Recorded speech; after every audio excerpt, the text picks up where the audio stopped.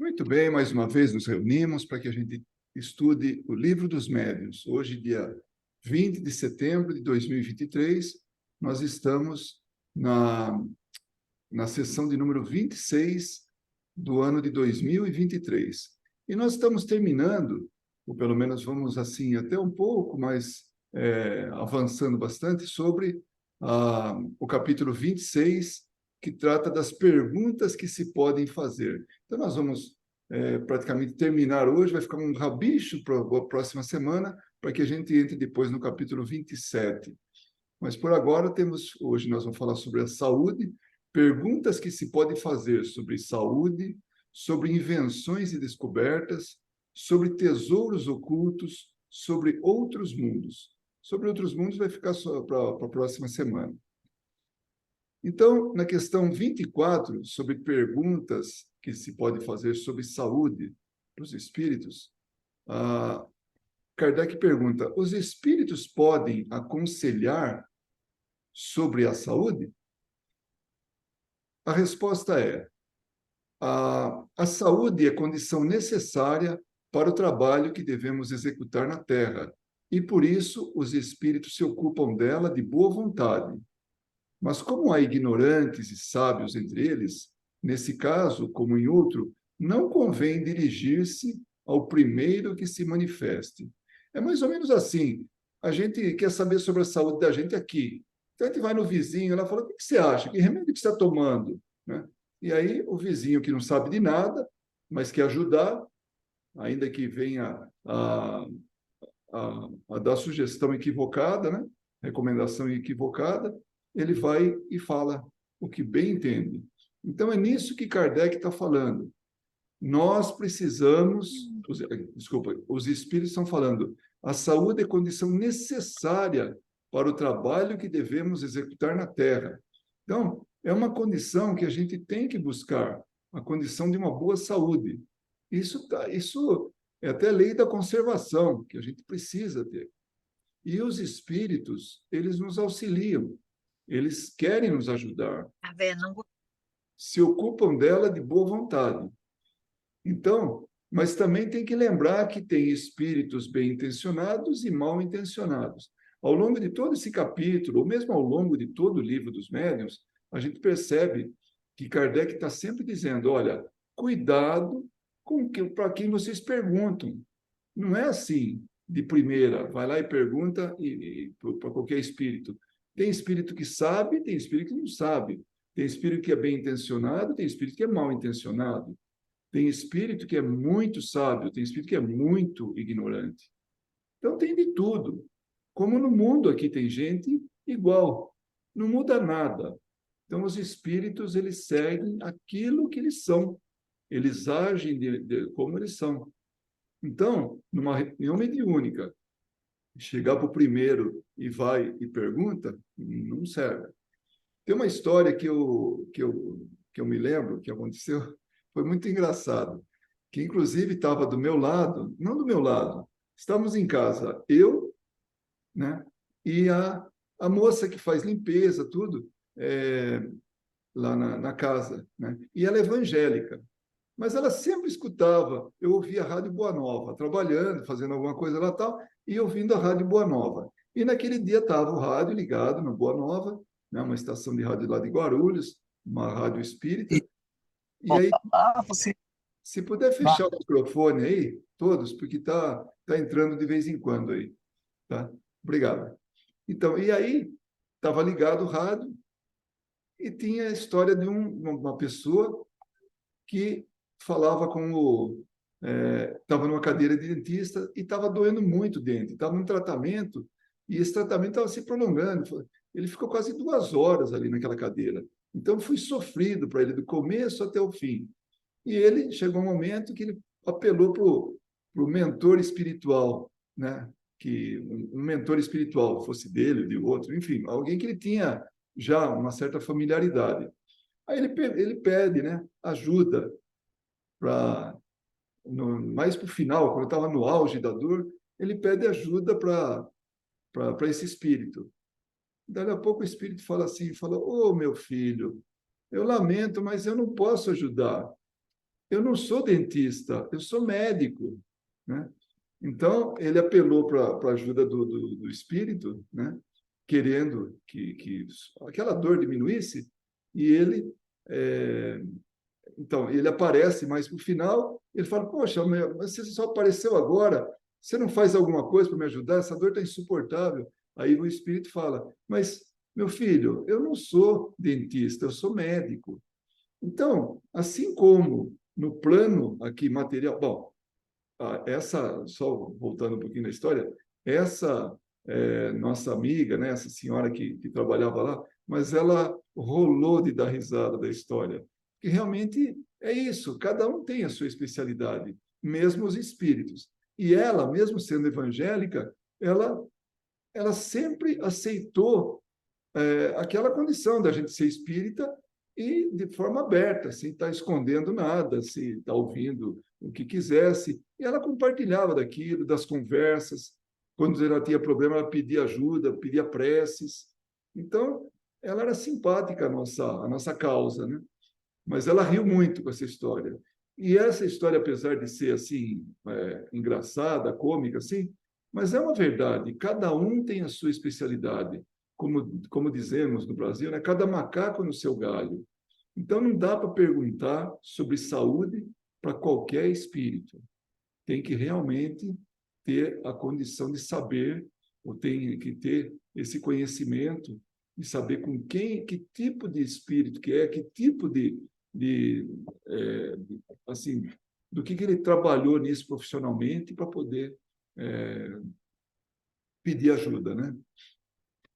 A de número 25, Kardec pergunta: dirigindo-nos ao espírito de uma celebridade médica, então alguém que realmente era muito conhecido, né, tá? Seria mais certo obtermos um bom conselho? Então, se a gente for para um médico célebre, né, assim que tenha projeção e conhecido, tudo, espírito, né? Então desencarna e aquele espírito, aquele médico lá conhecido. Então a gente vai conseguir um melhor resultado? Os espíritos falam, olha, as celebridades médicas não são infalíveis e têm muitas vezes, opiniões sistemáticas que nem sempre são justas e das quais a morte não as livra de repente. Então, ele tem seus defeitos. E como a gente vem falando, né, os médicos, ou quem quer que seja o espírito, não se liberta instantaneamente, automaticamente, quando desencarna. Se liberta das suas manias, daquilo que opinião, conhecimento, vícios, o que seja. Não se liberta de chofre. Desencarna, já vira outra pessoa. Não, não vira. Ele vai ser a mesma pessoa, né? Então, aí continuando, os espíritos falam: a ciência terrena é bem pouco ao pé da ciência celeste. Ou seja, a ciência espiritual está muito mais avançada que a ciência terrena, a ciência aqui da Terra. Mas somente os espíritos superiores possuem essa ciência celeste, essa ciência do plano espiritual. Sem terem nomes conhecidos de vós, podem o saber muito mais sobre todas as coisas do que os vossos sábios. Então, espíritos, ainda que não tenha o nome de projeção, nome assim de projeção, nada, ele pode muito bem ser muito mais sábio, muito mais conhecedor do que os espíritos aqui da Terra, ou os encarnados aqui da Terra. A ciência não é suficiente para tornar os espíritos superiores, e ficaríeis muito espantados com o lugar com o lugar que certos sábios ocupam entre vós, ou entre nós. O espírito de um sábio pode, pois, não saber nada mais do que quando estava na Terra, se não progrediu como espírito. Então, ele pode ter aquele volume de conhecimento e leva para o plano espiritual exatamente aquele volume. não melhora em nada, né? Deixa eu fazer só uma coisinha aqui.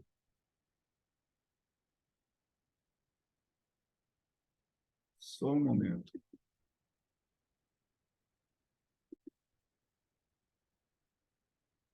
Muito bem. Já falamos da celebridade. Agora seguimos aqui na de número 26. O sábio, como espírito, reconhece os seus erros científicos. Então, digamos que um espírito, né, um sábio, quando ele está como na condição de espírito, ele reconhece que cometeu algum erro, um erro científico. Depois eu falo até de um caso aí, mas vamos lá.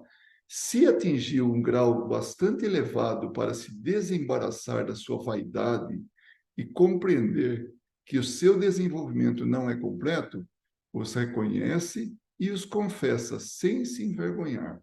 Então, se ele atingiu isso, se ele já se desvencilhou da vaidade, né, e de saber que o seu conhecimento não é total, não é completo, ele vai e confessa. Mas se não estiver suficientemente desmaterializado, pode conservar alguns dos preconceitos de que se achava imbuído na Terra. Então, espírito elevado não se sente envergonhado de falar que errou, não se sente assim, de maneira que venha a ter a sua. A confessar que um dia errou, né? Mas se o espírito ainda estiver envolvido com a vaidade, tudo aí não tem jeito, né? Então ele continua falando igual. Deixa eu ver se eu lembro agora o nome do espírito. Swedenborg. Swedenborg era um suíço, né, que ele era um médium fantástico, né? E ele, inclusive, ele se projetava, ele ia até determinados lugares, em outros países, e enquanto estava acontecendo alguma coisa, a exemplo de um incêndio que aconteceu em Londres, ele vai e ia relatando. Aí, quando passaram alguns dias, veio a informação que ocorreu um grande incêndio em Londres e tudo. Inclusive, tinha alguém que tinha um negócio na casa, desculpa, na rua, tinha lá uma loja na rua onde estava ocorrendo, naquele quarteirão que estava ocorrendo incêndio. E ele pergunta: está pegando fogo na minha loja? Ele fala: está a caminho, mas ainda não tem dados. Tal. Aí, quando chega mais um pouco para frente, ele fala: olha, o incêndio foi debelado e a sua loja não foi atingida. Né? Então, imagina, ele aqui, né, numa reunião, e ele se projeta em outro país e vai descrevendo aqui, né, o que está acontecendo lá. Então, ele era bastante... tinha essa mediunidade muito grande e tudo, e ele, em contato com entidades, ele achava que tinha conversado com Deus. Então, ele descreve isso, inclusive, a partir disso, desenvolveu-se até uma nova religião, né? A religião de Swedenborg. Então, era ele orientava as pessoas e era baseado no mundo espiritual. Passado um tempo, ele desencarna e aí ele é evocado numa reunião de Kardec, né? Quando Kardec fazia as reuniões lá, tá ali, evocou o espírito de Swedenborg. E aí quando pergunta exatamente isso, mas e você conheceu Deus conforme você afirmava? Ele falou: não, foi um engano da minha parte. Eu não era Deus. Não tem como conversar diretamente com Deus. Era um espírito, mas não era Deus. Então ele confundiu com a luz, com seja lá o que for, ou ele se deixou levar assim, pelo orgulho de que ele estava falando com Deus, né? Imagina, não é qualquer um que fala com Deus. Então, não assim como uma entidade, uma pessoa que se materializa na frente ali. Então, ele reconhece isso e fala que foi um engano. E isso está na Revista Espírita. Quem quiser buscar lá, entra no Kardecpédia e busca lá Swedenborg e vai achar na Revista Espírita essa conversa. Então, alguém do grupo, através do médium, conversa com o espírito dele, né? Então, se ele é elevado, né, já não é mais vaidoso, não é orgulhoso, então ele reconhece o erro e não tem do que se envergonhar. Então, esse é um exemplo do que Kardec tá falando, quer dizer, os espíritos estão falando para responder Kardec, né? A questão de número 27. Um médico, essa é muito interessante. Olha como é que dá para a gente, uma vez conhecendo o mundo espiritual, a realidade espiritual, como é possível haver uma interação entre os dois mundos para aprendizado. Inclusive, quando se trata de curas, Kardec sempre falou que os espíritos de médicos não estão aí para competir com os médicos da Terra. Eles estão aí para formar alianças. E olha um exemplo disso. Um médico está encarnado, evocando os seus clientes mortos, então ele traz para uma reunião mediúnica, né, evoca pacientes dele que desencarnaram, né? Poderia deles obter esclarecimentos sobre a causa de suas mortes, as faltas que poderia ter cometido no seu tratamento e aumentar assim a sua experiência? Olha que interessante. Então, digamos, eu sou um médico, o paciente desencarna nas minhas mãos durante o tratamento, durante a cirurgia, durante o que fosse, né? Então, eu poderia evocar esse paciente meu e falar para ele, falar, onde é que foi que eu errei? Eu gostaria de saber, porque não era meu objetivo que você desencarnasse, mas aconteceu alguma coisa é, que eu não conseguisse, né, dar conta lá e, enfim, deu errado e você desencarnou. Aí, pode evocar um cliente morto? Os espíritos dizem, pode. Olha que interessante isso aí, né? E isso lhe seria muito útil para o médico, sobretudo se ele se fizesse assistir por espíritos esclarecidos que supririam as faltas de conhecimento de alguns doentes. Então, viria o paciente aqui, acompanhado de espíritos mais esclarecidos que o paciente, porque o paciente não conhece medicina. Ele vai dizer o sentimento que aconteceu tudo. Mas ali, naquele agrupamento, naquela situação, os espíritos esclarecidos poderiam dizer: olha, você errou em tal ponto, deveria ter tomado esse procedimento e não esse outro que você tomou, e por isso foi que aconteceu. Ou então, não havia como desencarnar, não havia como salvar o doente. Estava previsto que ele desencarnasse. Era o momento dele, chegou ali. Então, não tem o que fazer. Ou então fala, olha, tal coisa que seria inventado mais para frente ajudaria ele. Mas como ainda não tinha, não foi possível. Então, isso tudo para ensinar o médico, para que ele aumentasse a experiência dele, né? Mas para isso seria necessário fazer esses estudos de maneira séria, assídua, com fim humanitário, e não como meio de garantir, de adquirir saber e fortuna sem trabalho. Porque a gente quer solução rápida, né? A gente quer que a coisa caia do céu. Eu quero dormir com problema e acordar no dia seguinte com a solução. E as coisas não são assim. Nós precisamos fazer a nossa parte, estudar. Mais para frente, nós vamos ver uma coisa muito interessante sobre conhecimento, né? E aí dá seguimento aqui o Espírito falando: Deus disse ao homem: ganhará o pão com o suor de teu rosto. Admirável figura que retrata a condição desse mundo. Então, isso está nas Escrituras. Como fala, você vai ganhar o pão com o suor de teu rosto, né? Então, é atribuído a Deus ter falado isso, tudo nas Escrituras Sagradas, né? Mas é, mas é uma lei isso aí. Nós vamos trabalhar através do nosso aprimoramento. Desculpa, nós vamos ganhar o nosso pão através do nosso trabalho, nosso aprimoramento, nosso esforço. Não vai cair do céu, né? O homem tem que progredir em tudo pelo esforço no trabalho, que é a lei do trabalho. se as coisas lhe fossem dadas inteiramente feitas, para que lhe serviria a sua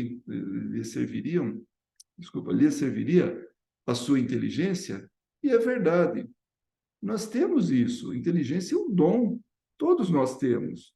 Claro que a gente, às vezes, é meio preguiçoso. A gente não quer que alguém... a gente quer que alguém faça pela gente. Quer facilidades. Quanta gente não busca até mesmo serviços de espíritos para poder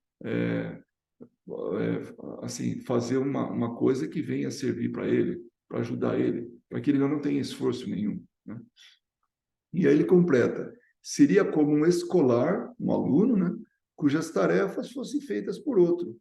Então, na verdade, esse outro que deveria receber o mérito, e não esse que não fez nada, e o outro fez em nome dele, e ele recebe os louros, esse que não fez nada. Então, é disso que ele está falando. Então, é possível, sim, que se evoque o paciente que desencarnou para poder saber, para se aprimorar. Mas, como ele fala, estudo de maneira séria, assídua, com fim humanitário, não para enriquecer, não para adquirir saber e fortuna sem trabalho. Esse aqui é muito interessante. Olha aqui, como dá para tirar uma lição bastante grande dessa pergunta.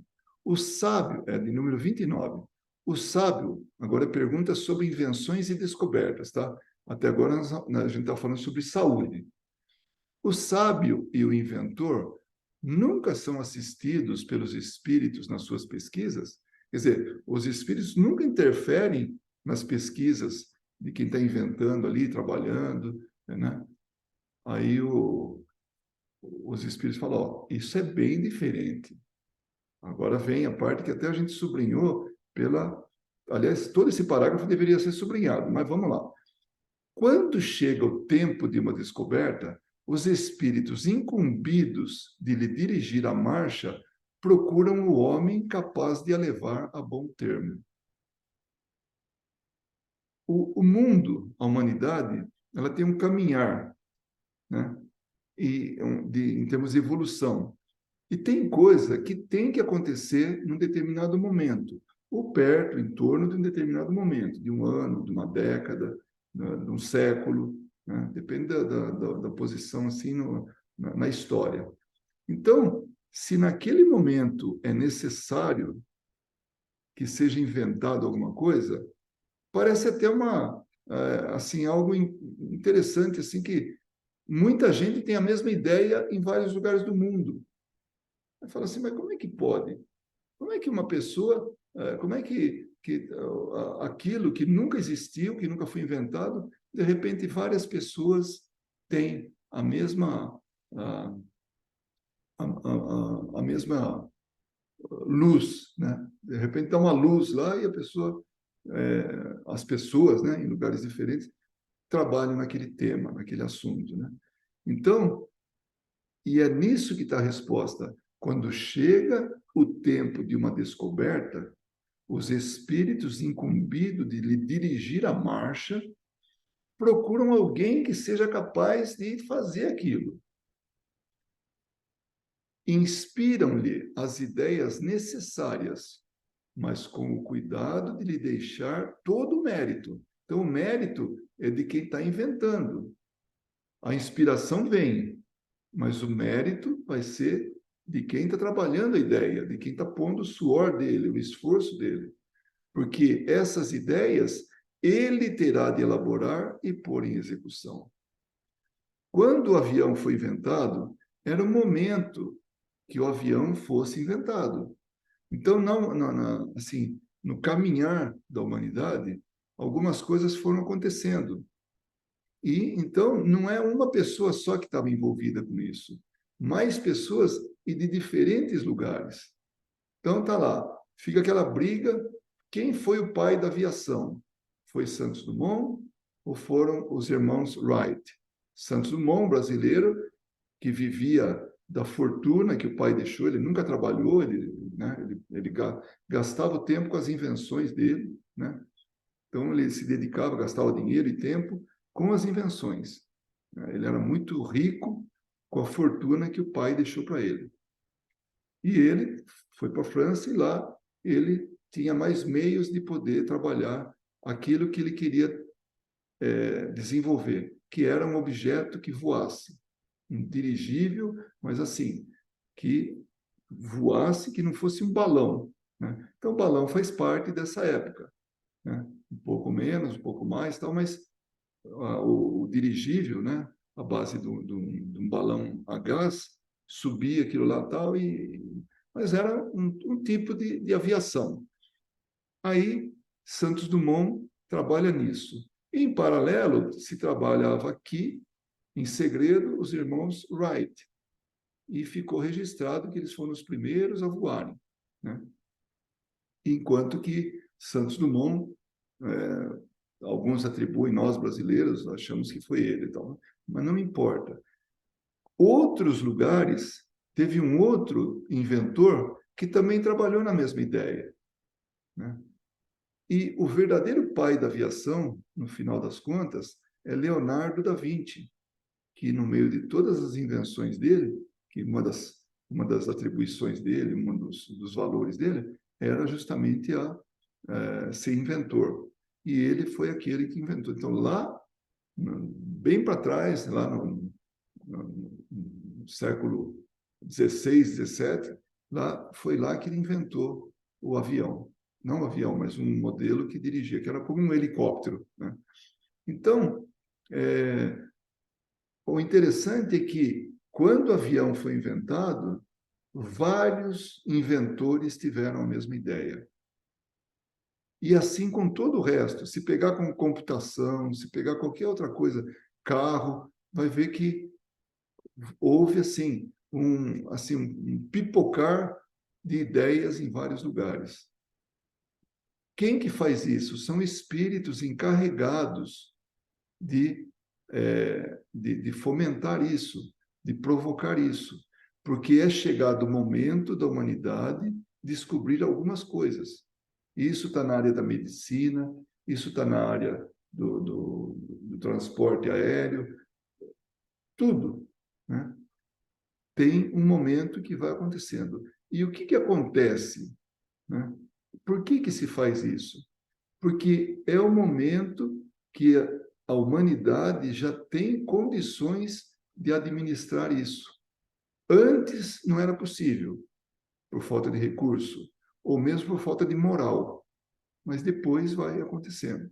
Aí se pega na modificação genética, né? Então, é um momento, está lá. Outro, corrida espacial.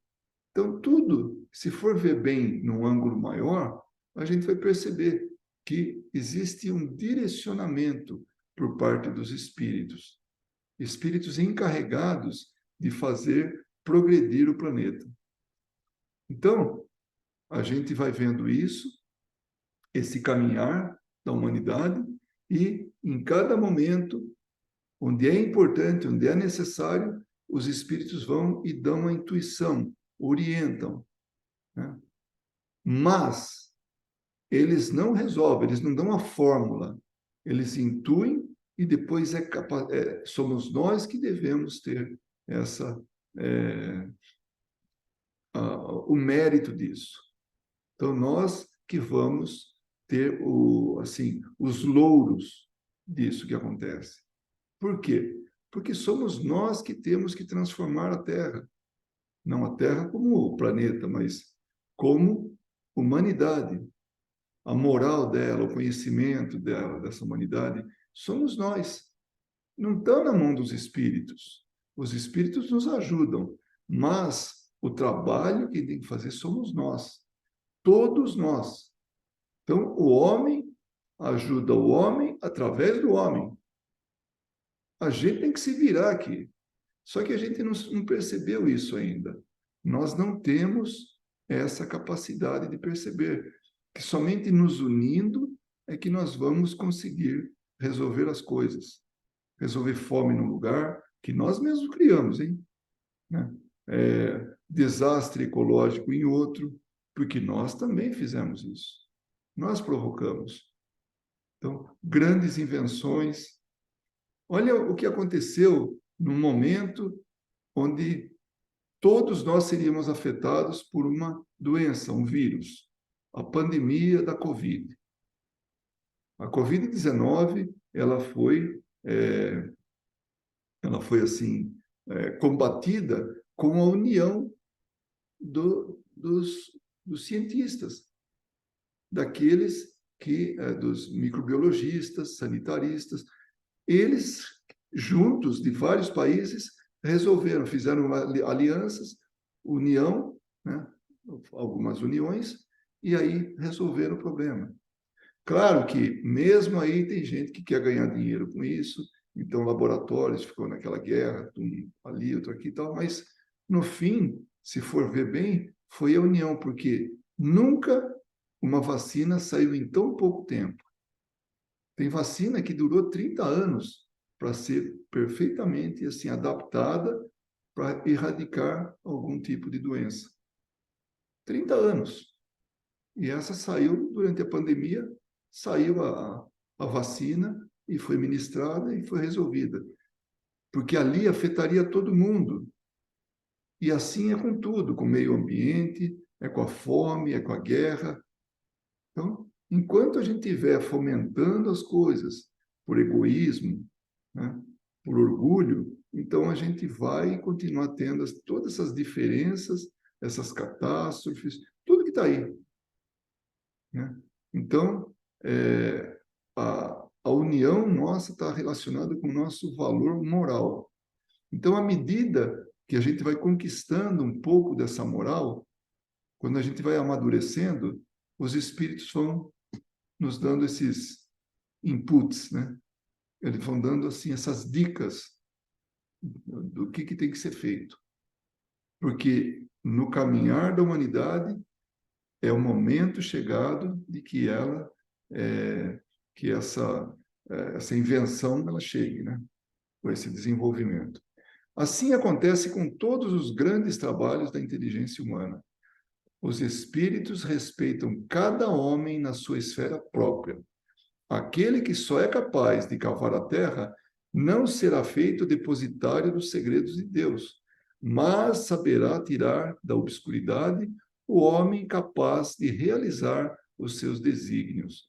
Então, pessoas preparadas para isso, elas são orientadas para que possam ser fiéis depositários desses segredos de Deus, dessas invenções, dessas coisas que vão vir contribuir com a evolução da humanidade.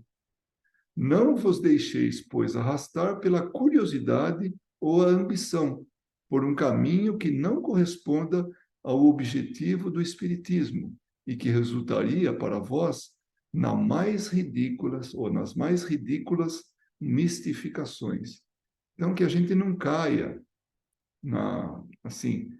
no erro de querer ficar pedindo tudo para espírito, porque eles não vão oferecer tudo. Eles não vão oferecer as soluções para os problemas. Somos nós, eles podem nos intuir a isso, mas cabe a gente resolver. Então é responsabilidade nossa. Nós estamos na vez de fazer alguma coisa, porque nós estamos encarnados e os espíritos estão nos orientando.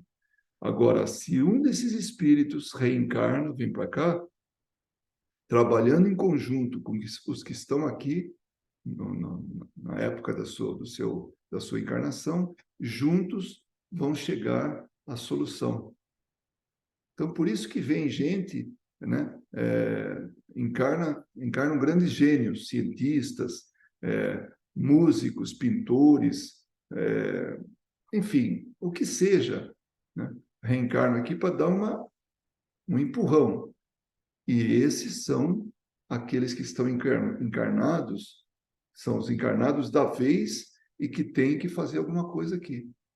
Então, quando a gente está aqui, a gente tem que fazer tudo para que nós, como um todo, nos melhoremos a partir da gente.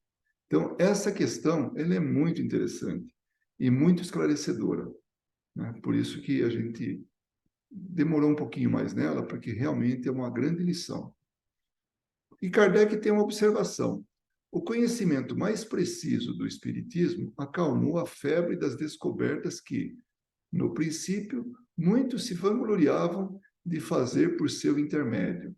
Então, aqueles que se tornaram espíritas, aqueles que perceberam assim a realidade espiritual, que tiveram conhecimento do que é o espiritismo de verdade, pararam de pensar, puxa, sou eu que eu achava que era eu que fazia tudo. E não, eu tive ajuda para isso. Então é muito interessante isso. Eu lembro que uma vez, numa palestra, o Décio, o Dr. Décio Iandoli, ele estava falando sobre o que ele escreveu. Ele escreveu assim, de tal maneira, uma página, para colocar no livro, e ficou muito, assim, ficou todo orgulhoso de fazer aquilo. Ela falou, nossa, que coisa, olha o que eu escrevi, que coisa fantástica. Ele estava todo assim, se achando o rei da cocada preta, né? E ele estava tão entusiasmado que o que ele fez? Ele pegou essa página e mandou para a doutora Marlene Nobre, que é um tipo de mentora dele, até hoje, como espírito, mas na época, quando encarnada, ele recorria a ela para tudo, né? E ela orientava ele, né? Introduziu ele nesse mundo assim muito mais assim da ciência e o espiritismo juntos, né? Através da medicina. E aí ele vai e fala para ela: Olha, doutora Marlene, olha o que eu fiz aqui. Puxa, eu fiquei tão orgulhoso e tal. Né? Daí ela falou: Não, tá bonito, tudo, mas você precisava dizer a fonte, né? De onde que você tirou isso? Eu falei: Como? Não, isso aí fui eu que. Eu não busquei em lugar nenhum. Isso estava lá, eu escrevi e tal. Ele falou: Olha, isso aí já foi escrito. E foi escrito por André Luiz em tal obra. Aí ele vai na obra e ele falou: caramba, era exatamente o que eu tinha escrito. Então, eu, de alguma forma, eu fui orientado para escrever aquilo, né, de algum espírito, que podia ser até o próprio autor, né, de que, né, escreveu. Então, não foi meu. Então, isso que ele está falando, o conhecimento mais preciso do Espiritismo, acalmou a febre das descobertas que, no princípio, muitos se vangloriavam, se orgulhavam de fazer por seu intermédio. Então, achavam que era ele, quando muitas vezes são os espíritos que estão nos orientando. Né? Chegaram mesmo a pedir aos espíritos receitas para tingir e fazer nascer cabelos para curar calos, etc. Então, fica na dependência dos espíritos, querer fazer, né, tudo isso. Não, me ajuda nisso, me ajuda naquilo, tal. Evocar o espírito para isso. Né? Vimos até para curar calos, né? Fazer nascer cabelo, olha que coisa. Tingir coisas, tingir cabelo. Né? Vimos muitas pessoas que acreditavam já ter feito fortuna e só colheram resultados mais ou menos ridículos, pequenos resultados ou quase nada, né? Acontece o mesmo quando se deseja penetrar o mistério da origem das coisas com a ajuda dos espíritos. Certos espíritos têm os seus sistemas a respeito, que não valem mais do que o dos homens e que convém receber com a maior reserva. Então, tem espírito que vem querer ajudar, ou vem, porque é tanta insistência por parte dos encarnados, pedindo ajuda para os espíritos, que aí é melhor tomar cuidado, porque a opinião dele não é muito maior do que de qualquer encarnado. Né? Essa é a observação de Kardec. A questão de número 30. Os espíritos podem indicar-nos tesouros ocultos? Aí a pergunta, né? Aí é 295, pergunta sobre tesouros ocultos, né? Os espíritos superiores não se ocupam dessas coisas, mas os brincalhões muitas vezes indicam tesouros inexistentes. Não tem tesouro coisa nenhuma. Ou podem ainda indicar um lugar enquanto o tesouro se encontra em outro. Coisa de espírito brincalhão, né? E com que? Por que ele faria isso? Por que ele indicaria um lugar de tesouro enterrado aí, onde que estaria isso, né?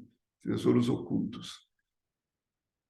E isso tem a sua utilidade, né? Essas brincadeiras, tudo tem utilidade. Tem coisa positiva por trás disso, por mostrar que a verdadeira fortuna está no trabalho. Esses dias um amigo, ele jogou na loteria bilionária daqui dos Estados Unidos. Então tinha filas nos lugares que vendiam os bilhetes lá, eu não sei como é que funciona, né? Mas é como que um bilhete, fazer aposta, né?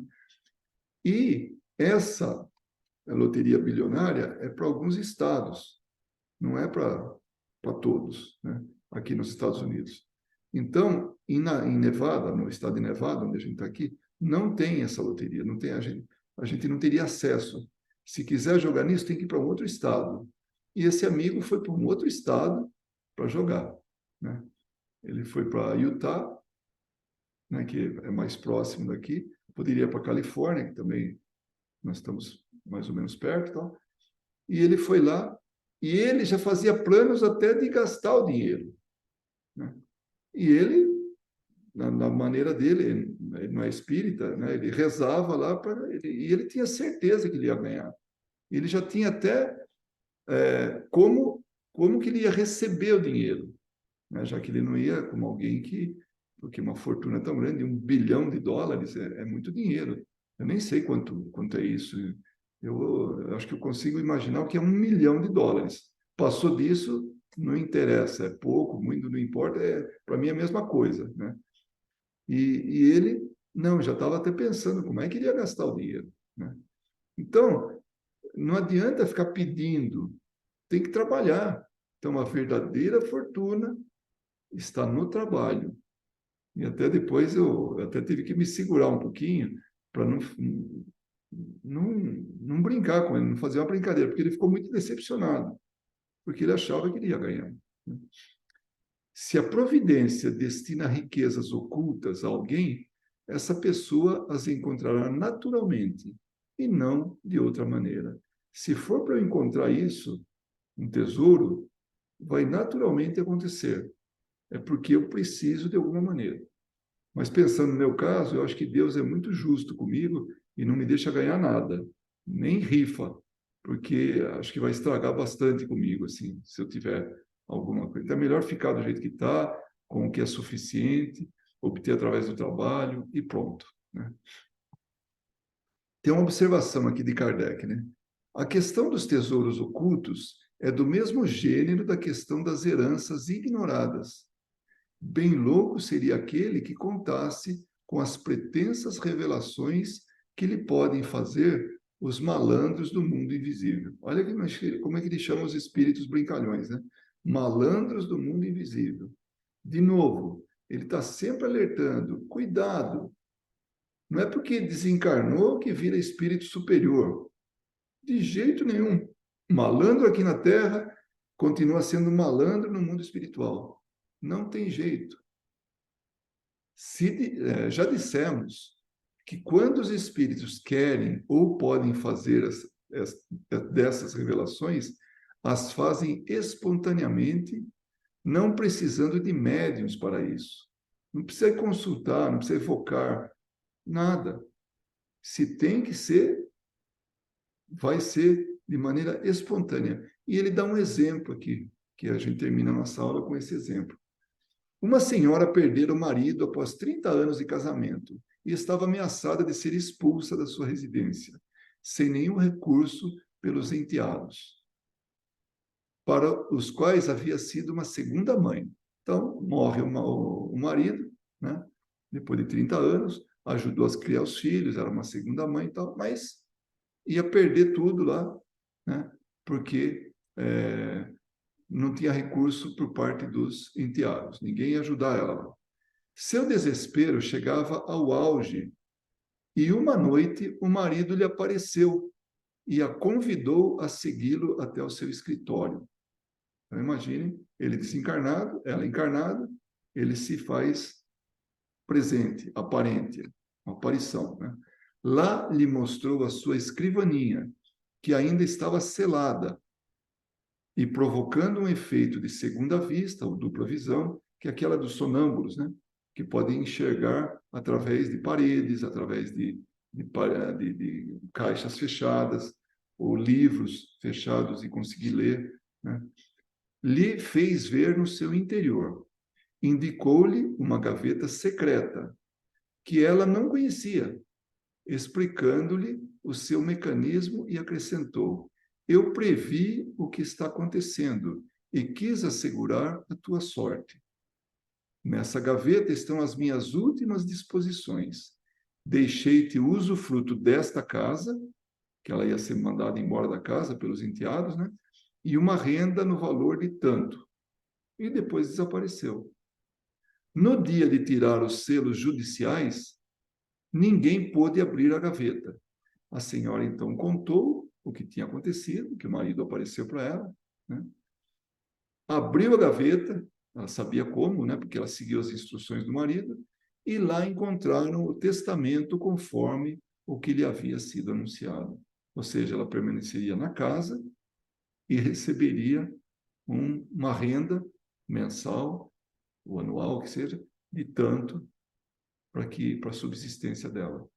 Então, é possível, sim, que os espíritos venham indicar tesouros ocultos, mas que seja, mas tem que ser de forma espontânea, e não a gente pedir, fala, puxa vida, está tão difícil, né, o meu dia a dia aí e tal, então quero pedir para tal espírito me mostrar onde é que tem aí um tesouro escondido. Alguém roubou um banco tal, e escondeu lá em tal lugar, então, quer dizer, pode esperar que venha algum espírito brincalhão. Então, era isso que a gente tinha por hoje. Na próxima semana, a gente vai terminar o capítulo 26, que trata de perguntas que se podem fazer, e então, que trata sobre outros mundos, né? E aí a gente vai entrar no capítulo 27, nessa mesma lição, nesse mesmo estudo, contradições e mistificações. Então, era esse o nosso estudo de hoje. Então, agora estamos à disposição, temos aí uns 10 minutinhos, para que a gente venha a tirar dúvidas, né?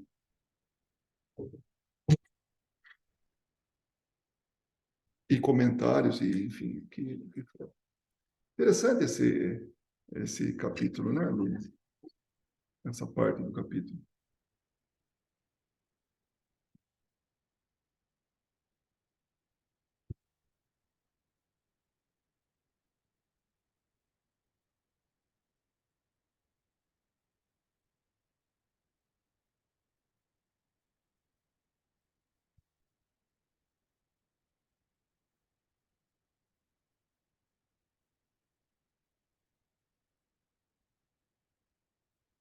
Eu adoro esse silêncio.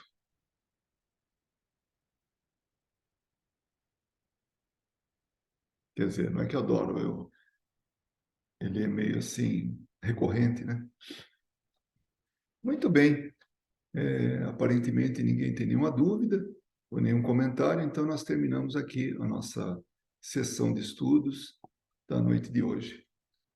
Muito obrigado e que possamos nos ver na próxima sessão de estudos, que é daqui a uma semana. E que Jesus nos abençoe a todos.